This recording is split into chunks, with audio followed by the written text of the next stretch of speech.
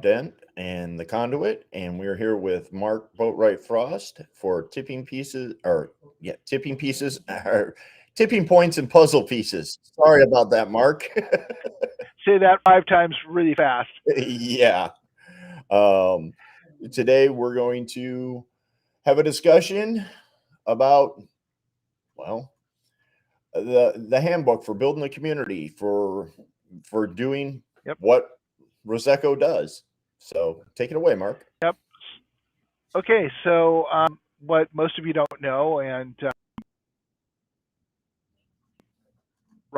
Rob is just learning about me, is that and one of those two books about the last 6 months, and it's the what I call the playbook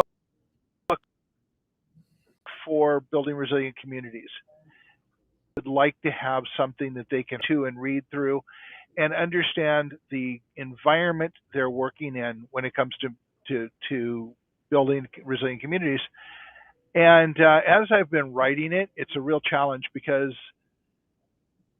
I start off with like, yeah, go invite your neighbors to have a potluck and break bread. And then I realize, okay, so if you're doing that, you have to look at this, and this. And it's not as easy as it seems.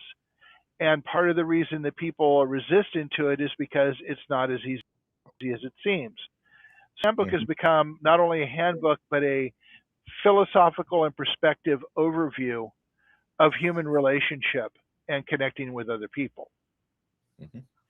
And Rob has just been taking a look at it and how I've structured it. And yes, there's a lot of sports metaphors because a playbook should have sports metaphors in it. And we talk about you being the coach. Last week, when we talked about cognitive dissonance, we talked about um, being a community ambassador. And really, when we're talking about coach, it's the community ambassador. But with the playbook, we kind of played with the coach, the whole coach concept of it. So um, when we're talking about this, we're talking about you being the coach. And the idea is to bring your neighborhood together. And at the very first part of it, we talk about some of the challenges to that. And the reason we had the conversation about cognitive dissonance last week is the largest challenge you're going to have is cognitive dissonance. Mhm. How does that play out? How does that create an issue? Okay, so you think that your community should be resilient, and you may be on the more environmental side of that with climate change and the climate challenges, and you may have read some articles, and you may have been thinking that this is something that is a known thing, a common knowledge.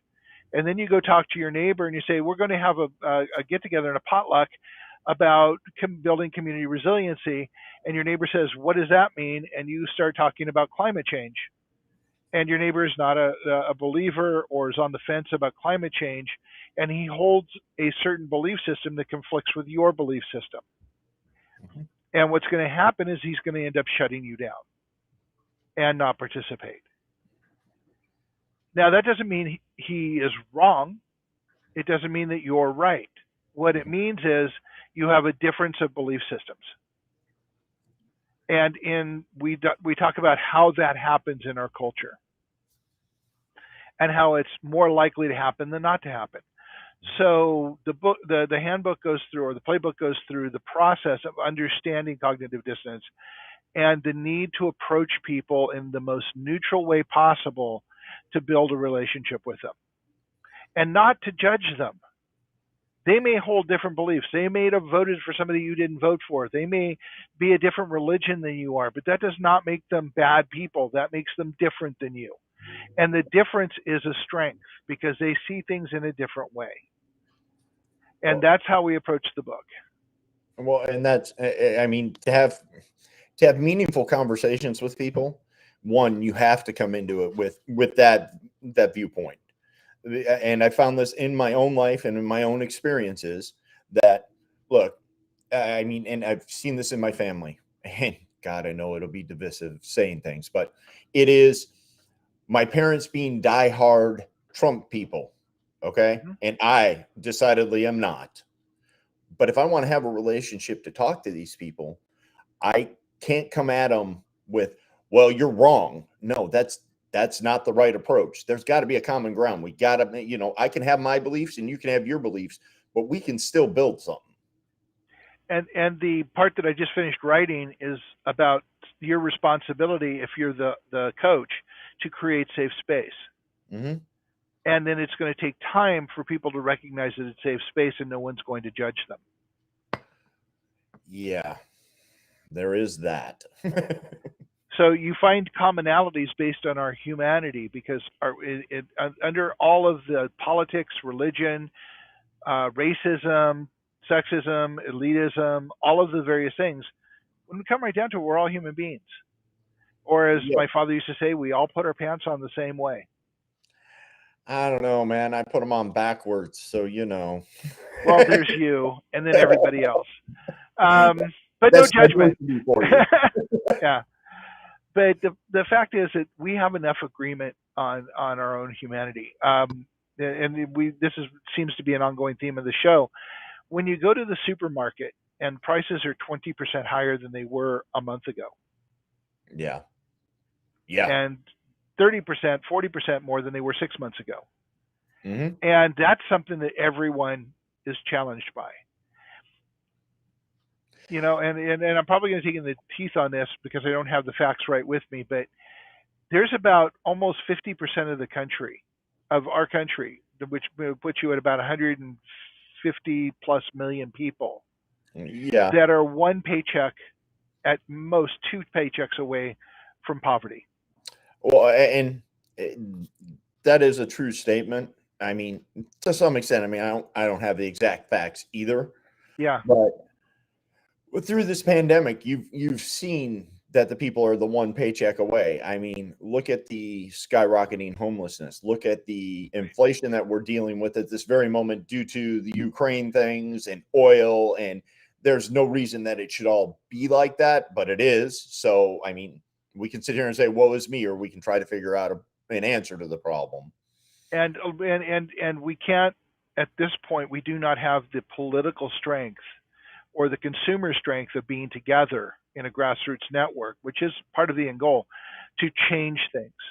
Mm-hmm. We can't tell Chevron or Exxon or any of the companies that stop this shit now. Sorry. We don't take it anymore, but we can affect them by carpooling. And if your neighborhood is together and you all sit down and say, well, these are our schedules, instead of paying $5 or $5.39 a gallon of gas, why don't we come together and I'm heading here, let's combine trips. And that alleviates the pain on everybody. It does. I mean, it speaks to the idea of, I think it was last week that you and Marwan were speaking about like having a community truck. Yeah. Because I mean, in some circumstances, like doing construction and stuff, I can't go community truck because that's what I need to use. But I do understand and see the need and the purpose for that, because if you have a whole community, trust me, I mean, my dad for years drove an F-250 Ford, diesel, but still loves whatever fuel you're going to put in it. My father-in-law drove the same thing. Now, you're paying at the price they're paying now. I think it's $5.89 a gallon for diesel fuel. Yep. I mean, come on, man. That truck would be sitting, and it's oh look, Joe next door needs it, or so you all come together. Okay, I have the truck, but we can all afford that $5.89 if we all work use together it that way. Yeah. And combine trips. And yes. Like Joe next door and Roger across the street need to take their stuff to the dump. Yeah. Well, let's all get together and figure out what else needs to go to the dump and do it in as few trips as possible and get everybody taken care of. Yep. Get it all taken care of at one time. So that's just one of the things you can talk about in a neighborhood where you can all come together that has nothing to do with politics or religion or anything else. Mm-hmm. Just helping each other. Community gardens is another thing that we're pushing very, very heavily, is because food prices are going up. But if a community comes starts gardening in each other's yards and help each other weed and offset the time commitment to a garden, and everybody shares from the food, that reduces mm-hmm. your food costs. That makes it a little easier for everybody. Well, and I know. I mean, I know where you live, Mark, and I know where Mhm. I live, and I know that if they could even remotely be open to that idea, I mean, where I live, you're talking 12 families, okay? Right, So 12 families essentially in a courtyard type setting. Well, if you take that well, part of that middle courtyard, because kids do need somewhere to play, and there are a bunch of kids in my neighborhood, right. okay? But even if you take a portion of that and grow food in it just for that neighborhood, it is what you're saying. It's a community garden. I mean, so I go out there and I tend some tomatoes and I get tomatoes, or I get beans, or I get whatever, whatever herbs or whatever I'm growing out there, or corn or or fruits, Right. um, and I know, I mean, in where you live, I mean, there's All kinds of 300 green plus. belt space. Yeah, yeah. I mean, there's plenty of green belt space where you could take, sections and go, okay, you guys in this section have this garden. You guys in this section have this garden. Right. And it would take them literally. It's of no cost to the landlord. I No, mean, and they're worried. They may be worried about, well, what happens when I've got barren earth? Someone will always want a garden. yes. Within the 20 people I know around us, there are people that would always be in the garden, working on the garden. Oh, and I would ask. I mean, if you're going to have that area, is there some way to incentivize it where you can get the landlords on board, or the owners of the We're property? already having that discussion. Yeah. Okay, so you guys are gonna get on board, so you get this benefit out of it, but you want to get the neighbors in on it too. So what kind of benefit do they get outside of the food? Because some people will go, well, I can just go to the store and buy food, because, well, we all know people are lazy. Okay. I mean, Well, some are, some aren't, but we've been indoctrinated to be lazy yeah, and to be yeah. overwhelmed perpetually. Which is something I cover in the handbook or the playbook. Hmm. But yeah, some of the benefits to the landlords are this. In my area specifically, we have a lot of people that are less than socially responsible, Yes. and we have dumpsters, and people abuse those. I took a picture of a guy pulling out in his truck after taking an entire truck of furniture and covering the entire area around the dumpster with it, Hmm. and turned it over to the maintenance people who dealt with it. Hmm. That takes the dumpster away from everybody else in the complex. I can't tell you how many landmines I deal with people with dogs who don't pick up after their dogs. And when I'm picking up my dog poop and there's piles everywhere around me because somebody else doesn't think that it's important to do so. These are things that are less than responsible social behavior. Yes. If we start doing the gardens, it's a step toward peer pressuring the neighborhood to step up. And if you want examples of this, Boston had an issue with its projects 10, 15 years ago, Hmm. and they started creating another low income housing situation where people actually got to own their projects, and then they started creating places where people could own the projects and own the apartments in the projects. And suddenly things were cleaned up, things were repaired, budgets were made available to people to fix up the area, and now it's a shining example where because people have a vested interest in their own area. Well, and there is, I mean, like you said, the vested interest. It is the pride and ownership kind of thing, and I think that's part of more what we see with. I mean, for years there's been a stigma of people on Section 8. Okay, Right. with that kind of thing. That, look, they're going to come in, they're going to trash this place out, blah blah blah, and rightfully so. I mean, there's a reason there's a stereotype or a stigma. Yeah. Um, but that's not everybody, you No, know. and in the case that we treat, going back to the cultural issue of how we treat people on Section 8 or people who are struggling, let's just say that everyone is struggling. The Hmm. military people in our area are by and large on SNAP Oh because yeah. they don't make enough money to feed their families, pay rent, and everything else. I mean, No. that's telling you this is an endemic problem all the way across the board with the ability. We go back, actually, before the show, we talked about the crisis, the treadmill, the crisis, the broken promise, and the treadmill, which is Hmm. one of the paragraphs in the book, Yep. and where we talk about when you're a kid, you're put on a treadmill. You go to school, you start getting aptitude tests. Counselors tell you that you need to be a cosmetologist or you need to be this or that or the other. You're not going to do this. And they tell you what your future is. How can they possibly know when you're like 7 or 8 years old what your future is going to be, what your interest is going to be? Yet they have the arrogance to tell you that, and they put you on a treadmill toward wherever. Well, that treadmill has been increasingly going to university and Mhm. colleges, and so you collect a ton of debt, and you have a promise of a job with a good degree. Mhm. And that promise has been broken for over 20 years because those jobs don't exist. How many people do we know that have, bachelor's degrees or MBAs that are flipping burgers at one of the fast food joints? That is a serious problem too. I mean, a lot of people out there are doing that, and I can remember. I mean, we're not so far apart in age that I can remember going to school and getting that aptitude test of Hmm? what are you going to be good at, and doing that, and that was, I want to say it was 11th or it might have been 12th grade. It was, that they did that test to see what you should be good at. Should you go to college? And of course, the military's there going, well, you need to come on in and take the ASVAB. Do I? I mean, do I really? And I mean, and I avoided it like the plague when I was that age, right? Yep.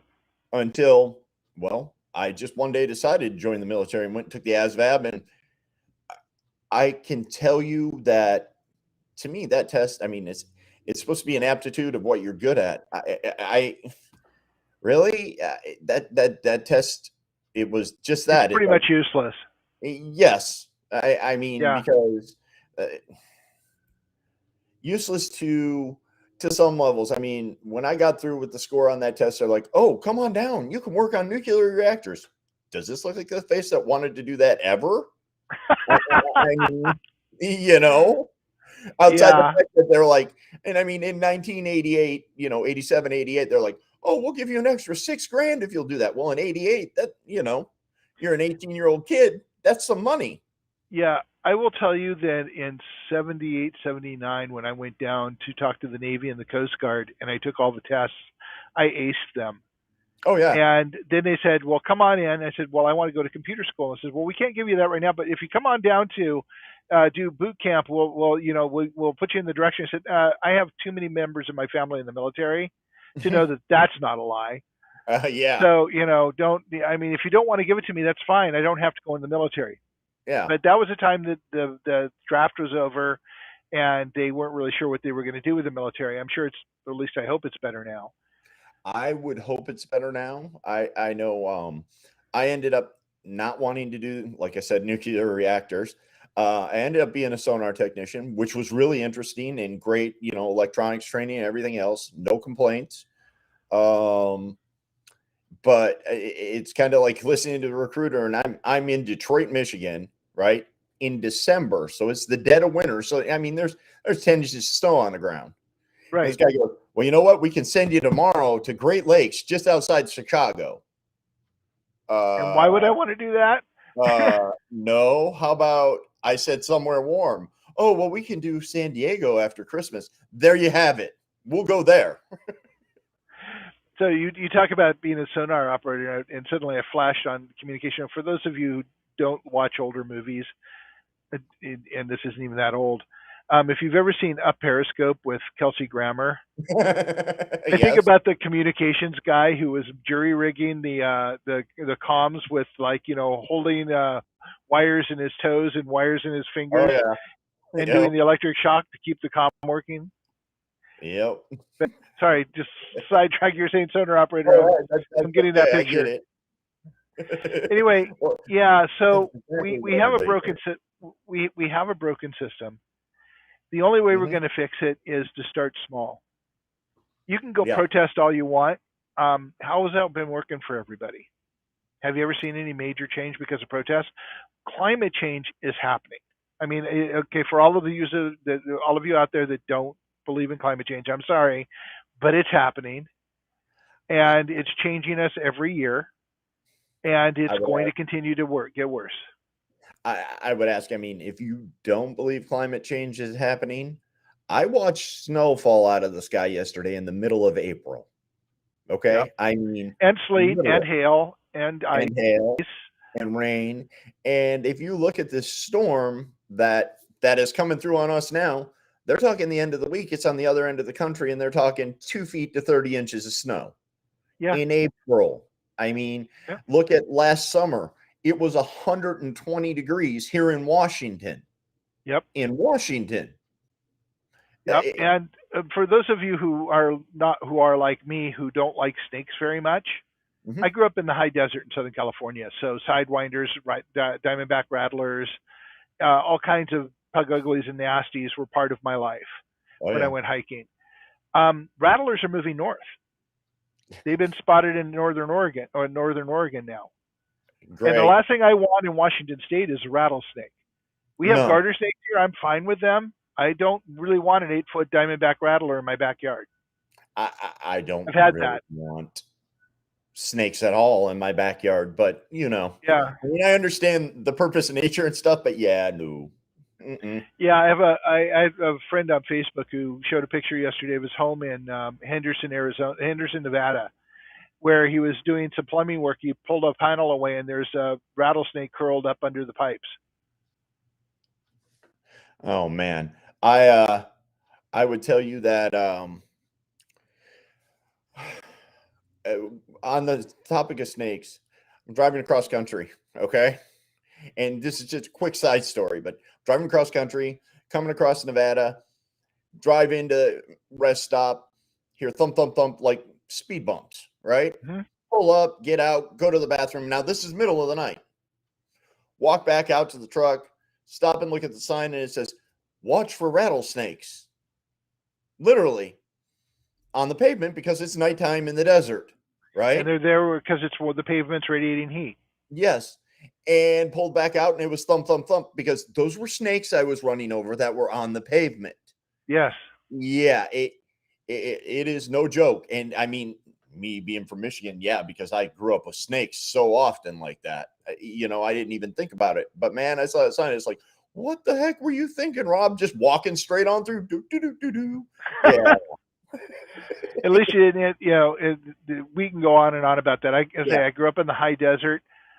Tarantulas, scorpions, all of yep. that stuff were part of my upbringing, and no wonder I kept moving north, farther away from snakes.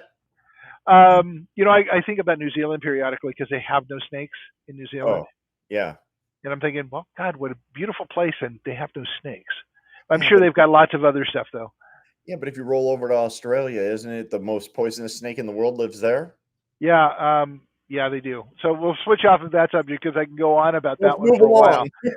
along. Um, so the playbook is about creating change on a small scale, starting Yeah. with your neighborhood, and not preaching to people, not judging people, but bringing people to the same table and sharing food Yes. and creating safe space so that you can start conversations about shared humanity. And if that's too esoteric, well, maybe the book's not for you. But we have to start doing something, and we have to start doing something together.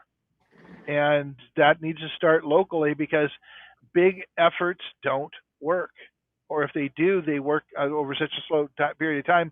We need to get people talking to each other every day. And we've got to be able to do it no matter what the diversity in the situation is. Matter of fact, the more diverse it is, the better the outcome is going to be. And that's a conversation that needs to start happening. Yes. It is. Um, it it's like you said, it's starting on a small scale, and it is being able to talk to not in your neighborhood to make a community, but you have to start with at least one person so that you can build it out from there because it is a small scale. You have to talk to the guy right next door, the guy across the sidewalk. Yep. You know what I mean? And Yeah, build it. and locally, if you're local and you get involved and you want to develop this, Marwan, who's also the president of G2, he's the president of our board of directors, and I are working on coming up with a fund so that we can actually host a barbecue for you and take some of the pressure off. see if we can find some local musicians to come and actually have a block party. Well, yeah, because I mean, everybody likes food, for Mm-hmm. one. And food is, I mean, it's a good common ground for people to get together and have a conversation.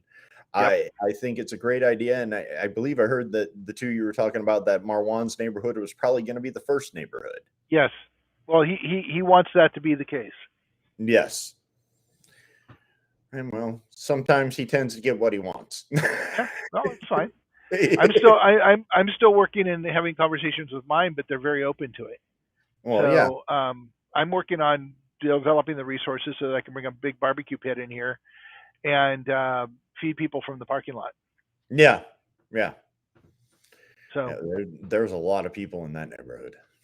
yeah, there's hundreds of units. I'm not entirely certain how many there are, but there are lots. I can tell you by fact, because I've done a few roofs there, 300. 300. Okay. Yes. So yeah, and everyone I've talked to is very interested. Hmm. And so what we need to do is make sure that the management is okay with it. So far, the maintenance people are good with it. The management is good with it. We should be targeting somewhere in the June timeframe. Oh, that'd be awesome. Yeah. By the way, I wanted to do a shout out today. South Sound Sustainability Expo is this Saturday from 10 till 3. And we will be there talking about the Kitsap Resiliency Project and the handbook and the things that we do. So please swing on by and come see us. It's hosted by the city of Tacoma. This is the 14th annual one. We were at the 5th annual as well. So this is the first time we will be back since then. Well, you've grown since then, I would assume. Yeah, far different. We actually have our own booth set up and everything now. So we will, Terry and I will be down there. We're expecting a couple of people to drop by to cover. I hear Rob and Stephanie may or may not drive by because they have some stuff to do down there. But I hear that the food trucks are going to be fabulous and they're going to be doing sustainable foods. And I know that they've got a lot of entertainment things going on down there. And that from my first time there, the booths and expositions are actually pretty interesting. And a lot of good speakers talking about what they do to help the environment. Okay. But we still need to come together in our neighborhoods before we can actually adopt anything. So I'm going to tell a little story about my history here. Yep. Before Resilient Ecosystems, I formed an organization called the Clean Technology Trade Alliance, where I spent 10 years validating and learning about clean technologies or supposed clean technologies all over the world. And I talked to people in 12, 14 different countries that were approaching things in different ways. Mm-hmm. And I can tell you this with a straight face that 80% of them were smoke and mirrors, or somebody trying to sell something that has been around forever and calling it green, so greenwashing it. But the 20% were vital and needed to be adopted and haven't been yet. And I've been doing that since 2001. One of the reasons Resilient Ecosystems came about is because there are solutions to critical problems we have now, like power and water and sewage and transportation that have been around for decades that we need to be applying. But we're never going to apply it as long as the cities and the corporations are working together to keep the same old in place. We updated a wastewater treatment plant about 7 years ago, I guess. Spent $60 million doing that. We upgraded and okay, so it had reached 2/3 capacity, and the law says that it needs to be under half or 1/3 capacity, so that you have that extra room. And we're not even going to talk about the fallacy of the stormwater being in the same facility as the wastewater, which causes it to flood into the sound repeatedly and continually. But just the fact that they all they got for $60 million was an increase in production capability of about 1/3. So you spend $60 million to I guess, rejuvenate the system, okay, Right. or upgrade it. What's the cost effectiveness? Say you go the other way and let's just get rid of it and go with the newer technology that works better. Well, here's the thing. So let's say that wastewater treatment plant can handle conservatively 30,000 homes. Okay. Okay. And it's centralized. So you've got pipes running and pumping stations going to different places all over their region. Hmm. So you have multiple points of failure. Yeah. And in a true crisis, like a major quake, it would take months for us to address those points of failure. Yes. Okay, so there's been a technology around. I won't even call it newer. It's been around for 40 years. They apply it in lots of places on the East Coast. We Hmm. have one plant in Okanagan. It's the size of a house. Okay. You can put it in a development, and it can handle 1,000 to 2,000 homes. Okay. It's about $5 million. It can be solar powered, and it can be set to take two things. It can be set to bring water back up to a potable level, gray water up to a Okay. potable level and drinkable level, which might become a real crisis issue shortly. Yeah. And two, it can be set up to filter out methamphetamines and pharmaceuticals, which no current system can be. Yeah. So, okay, you're talking $5 million, 2,000 houses. So, conservatively, that's what, 24,000 houses for that $60 million versus Yeah. the conservatively 30,000 at that point. But you're Well, also going, 30,000 for the whole plant, and so yeah, we're yeah. talking about you're talking about 15,000 is all you're getting for the 60 million. Okay. So the 60 million, it would make more sense because you have less failure points if you're putting them in a neighborhood. You don't have these long pipelines. You don't have all the other. So you've removed all those obstacles. Yes, you'll still have failures in the neighborhoods. Don't get me wrong, because I mean, inevitably, But a power failure may not cause the plant to fail if it's running on exactly. solar. Yeah. So now I guess it has to come back to, it is that grassroots challenge then to get the people behind it, because the government's never going to do this. Let's not kid ourselves. The government, we got what we got. We like what we got. We're going to keep throwing money at it. Why should we get new? Change is not what the government is about, No. and it never has been, never Yeah. will be. It's not its job. So it's up to us to drive the change, and we have to come together and agree that this is an important change. Mm-hmm. But as Yes. long as our toilets flush, what do we care, right? Well, Until they don't, and then we Yeah. do. Yeah. Yeah. And then it's a pretty situation. Yes. Fill in the blank. Yeah. So, So there's all kinds of things like that. Germany has gone heavily into renewables because they've gone off of nuclear after the yeah. Fukushima crisis. Yeah. They have come up with technologies and growth that our power companies who are for profit and don't want to invest in upgrading the grid because it takes away from shareholder profit will tell you that it's immature yet. But Germany's running 65 to 80% of their country off of renewables at any given time, and have been for the last 7 years. Well, and that's great that Germany is. And I mean, I think that if you tried that at a state level somewhere like, say, Michigan, which is roughly the size of Germany, Mm-hmm. it may very well work. Yep. But how do you convert that to a country the size of America? Why don't we start with the neighborhood? Oh, well, yeah, there is that. Build a microgrid in the neighborhood. And Mhm. actually, Tesla and several, and I shouldn't just say Tesla, but I don't remember the names of the other three companies, but Tesla and with their Powerwall, and three other companies who have competitive products, and I'm sorry, I'm only saying one, have created a virtual microgrid situation. And I put a video up on the Kids Up Resiliency page by Matt Farrell that talks about that, where they're actually paying him back for sharing some of his peak power to the microgrid, the virtual microgrid. Mhm. And then he gets that power back later with his solar, and he gets a check. And I think he said that this year he will get somewhere about $2,000 to $3,000 back Yeah. from that virtual microgrid, which is paying for half of his Tesla Powerwall. So I mean, I know that Tesla, obviously, they had set up their model village in California or Right. town, right, with the roofs and solar power and the walls and the whole thing. Um,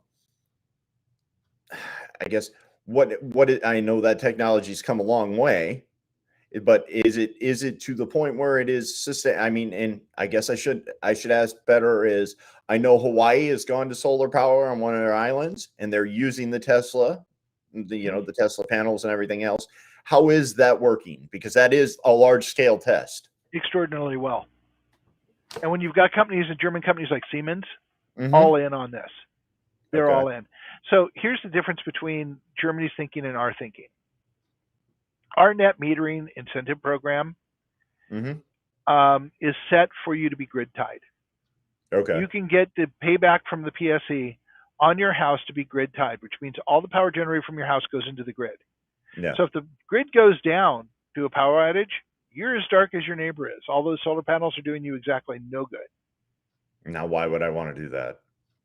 You know what I mean? Because, well, they do that because doing it as a standalone or an off-grid system, you have to jump through an enormous amount of hoops.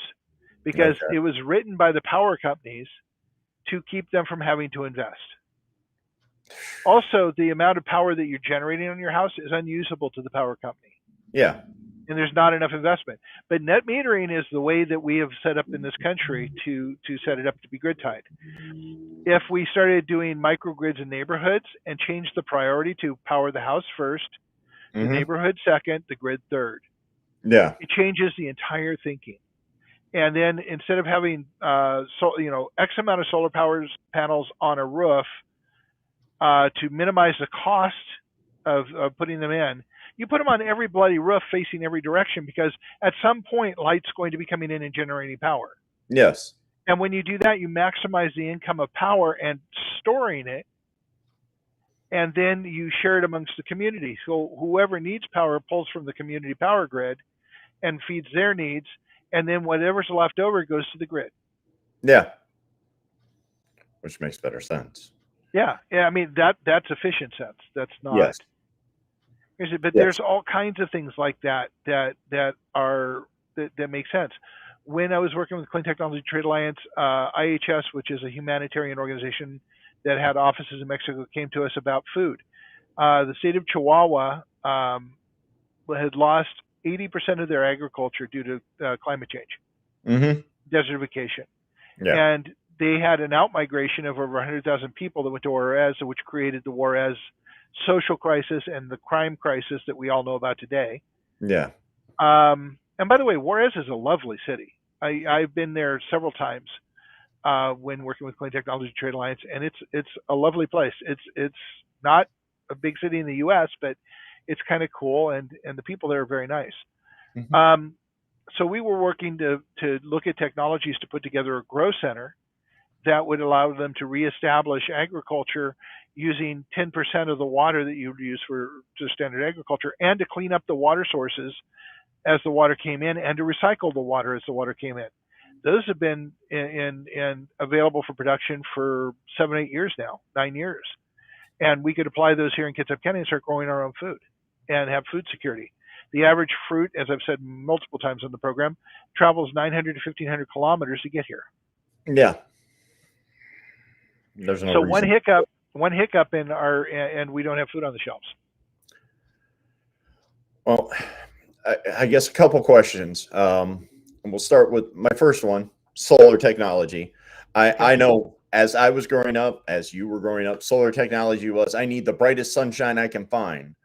And I would say that is not a true statement now, because it is a viable option here in Washington, is it not? It is. It is. I mean, we're gray and we're rainy a lot. We're on the same latitude. Latitude is the horizontal one, I think. Yeah, as Germany. And Germany's running 80% of their country off of solar. Also, the $8,000 Powerwall that people are looking at to buy from Tesla, there are other options out there. Now, lithium ion, which is what the Tesla and a lot of the other companies are based on, is a very expensive technology because lithium is hard to find. and Yes. it becomes a geopolitical issue with countries that have lithium that we may not want to do business with. Hmm. Okay, so there are saltwater batteries. Saltwater batteries have been around since Egypt was, Yes. pharaohs and such. Hmm. Um, but there are new parameters of saltwater batteries. They're big, so you can't carry it in your phone, but they'll work fine in a community. They're about a third less than lithium-ion batteries. They last longer, and they can discharge down to zero and be recharged up. If they start losing their power, you change the salt water. Well, see, and that was going to be my question to you when you said saltwater batteries is what are their capacities versus the lithium ion type battery? And I know battery technology, they have pushed and pushed to make it go further and further because again, it's pushing that same premise for running electric cars. Right. You know, I mean, I can have me an electric car that goes 300 miles. When electric cars first came around, look, if you give me 100 miles and I 330. got to charge, Yeah. if you give me 100 miles and I have to charge it, I, that's a push, man. I mean, and the kind of driving we do around here at G2 Yep. because of transportation. 100 miles. I mean, would I love an electric vehicle? Yeah, but 100 miles just ain't gonna cut it. Yeah. My You my know. average when I'm driving last week when I was driving for you guys, I think one day I was like 85 miles. Hmm. Hmm. So, but I'm looking at the newer vehicles as the battery technologies got better, and plus they've got the braking and everything else. Everything's adding into kinetic to recharge that battery when you're driving. Right. You know, So where would you charge it? the only place to charge vehicles at this point, well, here personally, from what I saw when we went out and test drove them and stuff, it would take forever to plug one into the wall right here and charge it. Yep. But I could go over to Fred Meyer. They've got the pumps there. Or What about the garage across the street? Do they have charging stations? yes, but that's Navy owned, so I don't know if Oh, we can get in there. okay. But again, we're talking a rapid charge, and it's what is it, 45 cents a kilowatt hour, and it's essentially, I mean, at the time we looked at it, this was before gas prices went out out to lunch, but it would take us about $55 to fill up our van, and to charge similar, I was looking at about 43. For a fast charge. And I take Yeah, it your landlord wouldn't put charging stations out back. and no, See, that's I would not the say problem with electric cars is mostly the technology. Now, if we yes. so let's talk about an animation I saw almost a decade ago at the German Trade and Investment Conference when they were already in the process of revisioning what Germany's going to look like. Hmm. They had it set up so that you have a charging station as part of the renewable energy um, model in your house and your home, Yeah. and so your car becomes part of the charge and discharge of powering your house. When it's not being used, it feeds the house and the house's needs for energy. And when it is, when the house is not used, like middle of the night, it charges your car. Yeah. So it's a software that does that, and it becomes a part of the overall ecosystem as opposed to an one-off that Hmm. you have to change your thinking on. Yeah. Like I said, electric cars, they're interesting. I think a hybrid might be a better way to go now until the technology gets even better. And that's my own personal opinion, I you agree. know. Um, but the technology, I mean, even in the last decade, has come a long way from what And it it's was. going to and it's kind of going to come more, and we can talk about where that could go on another show. Yes. Um, at some point, we're going to have to tackle that show, but not today. No, Anyway, if we want any of this to happen, people are going to have to start talking to each other. they are. They are. And for those of you who are listening that might see us might bring your children to the sustainability festival, close your ears right now because they asked us for a question that kids could ask us, and the question we gave them was, what are the first three words in the U.S. Constitution? We the people. And with all of the other BS that has happened politically, Hmm. that hasn't changed. No. And the trouble is that we, the people, are so diversive and apart that we look at every little silo and every little thought as separating us and making us different. But at the core, we're all humans. I would agree we're all humans, but I would also, as we were talking about before the show, with that divisiveness, with those silos, with everyone separating us, well, we come back to easier to control, easier to get the way they want. They don't want the change and they want to keep us quiet or in the dark or whatever way you want to put it. And that's been going on for generations and generations and generations and thousands of years. Yes, Matter of fact, I will say that there's a quote by Aesop. You remember him? He's the yep, one that was in the end of the Peabody and Sherman cartoons when we were kids. that's right. And he was about 600 before Christ, or before Common Era is what they say now. And he said, "United we stand, divided we fall." Yes. And that's the truth. And our culture has been doing a fine job of creating that division. Now it's time for us to choose not to be divided any longer. But we have to learn that that's an option, and that's going to take time. And part of the name of this program is tipping points, which is when you reach a tipping point where change occurs. And puzzle pieces is because this is a framework that we all bring our pieces to, and it shows a picture that is inclusive of all of us and our thoughts, and a future that has to be that. Now, I tell people it's not a conspiracy theory because the people who started this conspiracy are so long dead that there's not even dust in the ground anymore. Yeah. But it's a playbook, and it's a playbook that's been run continuously for thousands of years, getting more and more refined until we're at this point, looking at our demise, quite honestly, in the next 100 years if we don't change what we do. So the book that I'm writing that we're talking about today is a playbook for change. Yeah. It's a playbook to counter the other playbook. But it starts from the grassroots up. It starts from the very bottom of making relationships and helping people find their humanity and basing the work that we do on the needs of those. Now, I mean, your parents voted for Trump. I've had conversations with lots of people about why they voted for President Trump. And by and large, the answer has always come back that we could not stand any more of the same old that we've been getting. And you know something? I can't fault them for that. I don't think that that was a good choice. That's my personal thing. But the choice of his opponent was even more heinous to me. Well, here it is. I mean, honestly, in all the years I've been able to vote, I have watched that every choice that you have is it's one or the other, and it's bad or worse. Lesser of two evils. Exactly. It has always been the lesser of two evils. Now, do I agree with the choice like we were talking about with my parents? No, but that's my opinion. Did I like who was running against him at the time? No, and that is also my opinion. But there's no viable third option because we're stuck in this system that is two-party because, yes, they offer you other parties, but have you ever seen a third party ever do anything? With the Electoral College, you can't.